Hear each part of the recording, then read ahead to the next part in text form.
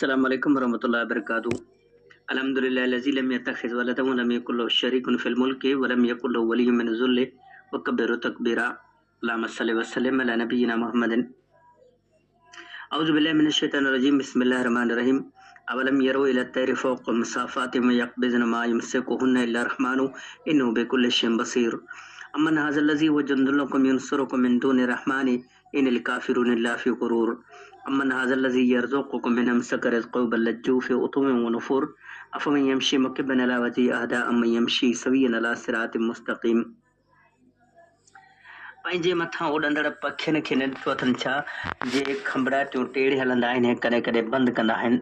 उन्हनि खे बाज़ारे अलाह खां सवाइ ॿियो को बि झले नथो न रखंदो आहे। बेशक उहो अलाह सभु कंहिं शइ खे ॾिसंदड़ आहे। उहो अव्हांजो लश्कर कहिड़ो आहे जो अव्हां खे बाज़ारे अलाह खां सवाइ मदद ॾे। भला उहो केरु आहे जो जेकॾहिं अलाह ताला पंहिंजो रिज़्क़ जले त उहो अव्हां खे रोज़ी ॾे। बल्कि काफ़िर सरकशी ऐं हक़ खां नफ़रत में अड़िजी पिया आहिनि। भला जेको पंहिंजी मोंबर ऊंधो किरियल हलंदो हुजे सो वधीक सिधे रस्ते वारो आहे या उहो जेको सऊं सिधो सिधी वाट ते हलंदो हुजे। सूर मुल्क आयत नंबर 19 खां 22 ताईं। पखी जॾहिं हवा में उॾंदो आहे त हवा में पंहिंजो खंभड़ाटियूं फैलाईंदो आहे ऐं कॾहिं उन उॾण महिल ई खंभड़ाटियूं बंदि कंदो आहे। अलाह पाक पखियुनि जे उॾण जो ज़िक्र कंदे फरमायो त उन्हनि पखियुनि खे उॾण महिल हवा में संभालींदो केरु आहे जेको उन्हनि खे ज़मीन ते किरण खां बचाईंदो आहे। इहा अलाह बाज़ार जी कुदरत जो हिकु अनमोल नमूनो आहे। पोइ अॻिते ज़िक्र फरमायो त को लश्कर या जथो अहिड़ो न आहे जेको अव्हां खे अलाह जे अज़ाब खां बचाए सघे।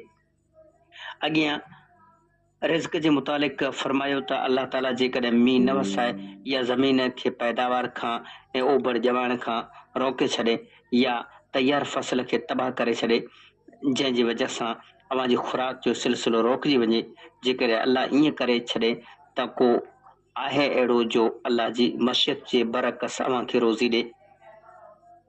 पोइ काफ़िरनि जी लापरवाही जो ज़िक्र कंदे फरमायो त वाज़ ऐं नसीहत जी इन ॻाल्हियुनि जो उन्हनि ते को असरु नथो थिए। उहे हक़ जी ॻाल्हि खां नफ़रत में अड़िजी पिया ऐं न इबरत हासिल कनि था न वरी गौर ऐं फ़िक्र कंदा आहिनि। मोंबर जेको ऊंधो हलंदो हुजे उनखे साॼे खाॿे अॻियां पुठियां कुझु बि नज़र न ईंदो आहे। न उहो ठोकर खां महफ़ूज़ रही सघे थो। छा अहिड़ो शख़्स पंहिंजी मंज़िल ते पुॼी सघंदो आहे? हरगिज़ न पुॼंदो। अहिड़ी तरह दुनिया में अलाह जी नाफ़रमानीअ में ॿुॾल शख़्स आख़िरत में कामयाब नथो थी सघे। ऐं इन जे बरअक्स जेको सऊं सिधो हलंदो हुजे जेको अॻियां पुठियां साॼे खाॿे ॾिसंदड़ हुजे ज़ाहिर आहे त अहिड़ो शख़्स पंहिंजी मंज़िल ते पुॼी वेंदो।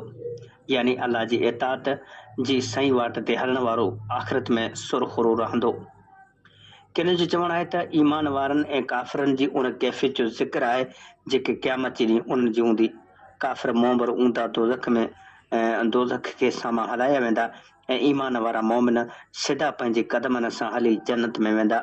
जीअं काफ़िरनि जे बारे में ॿी चाहे ते अलाह पाक फरमायो त वनहशुरुहुम यौमल क़ियामत अला वुजूहिहिम खेनि क़यामत जे ॾींहुं संदन मोंबर गॾु कंदासूं। सूरह बनी इसराइल आयत नंबर 97। वमा अलैना इल्लल बलागुल मुबीन।